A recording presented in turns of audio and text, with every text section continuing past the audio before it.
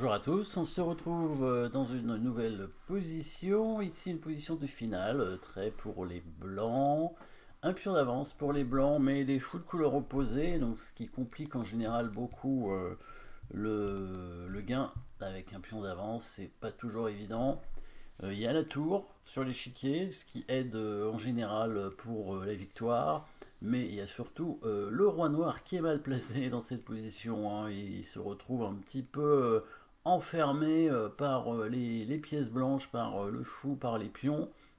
Euh, le roi noir aurait été en G7 par exemple, hein, les noirs avaient de bonnes chances de faire nul, hein, avec même un pion de moins en full couleur opposée. C'est très compliqué de gagner parce que c'est difficile de créer un pion passé.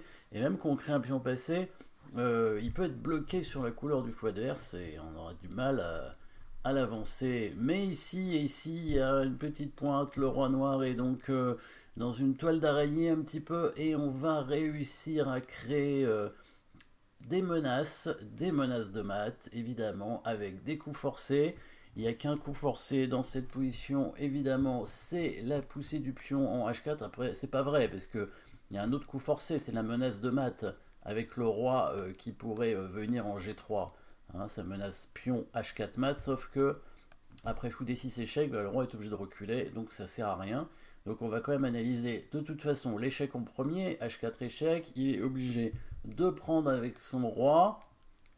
On a un autre échec après en H3 avec la tour, il est obligé de revenir en G5. Après on a encore un échec en H5 et il va s'enfuir en F4 et on va pas le rattraper. Donc si on est malin, et on essaye de l'être le plus possible en tout cas, quand la tour vient faire échec en H3 et que le roi est en G5, on va tenter de l'empêcher de s'enfuir en F4. Hein. Et donc ici, il faudrait peut-être monter le roi cette fois, mais il va faire échec hein, de la même façon avec le fou.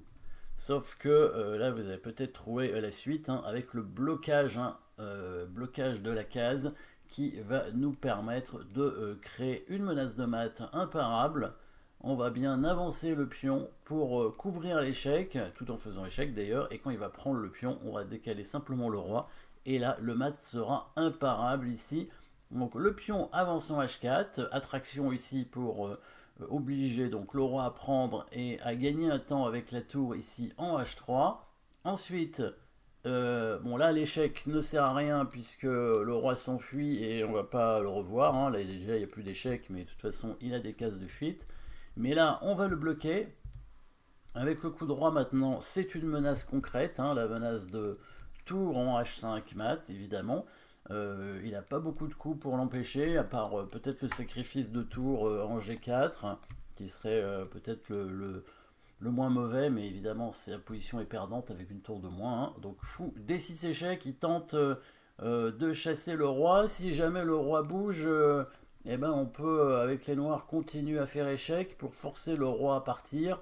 Et si le roi vient en E3 pour contrôler la case F4, le fou continue à faire échec et finalement le roi est obligé de partir du contrôle de la case F4. Si jamais le roi va ailleurs, en E2 ou en G2, la tour peut bouger pour libérer une case, enfin cette case évidemment, pour le roi noir.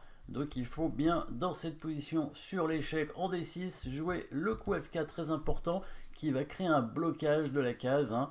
Ici, les noirs vont être obligés de prendre le pion sur échec, sinon, encore une fois, ils sont mat avec la tour. Et quand le roi se décale, cette fois, il n'y a plus de possibilité pour les noirs pour se sauver. Il n'y a pas d'échec intéressant, à part tour D3, mais ça va faire que retarder peut-être le mat. Après, bon, on peut prendre la tour.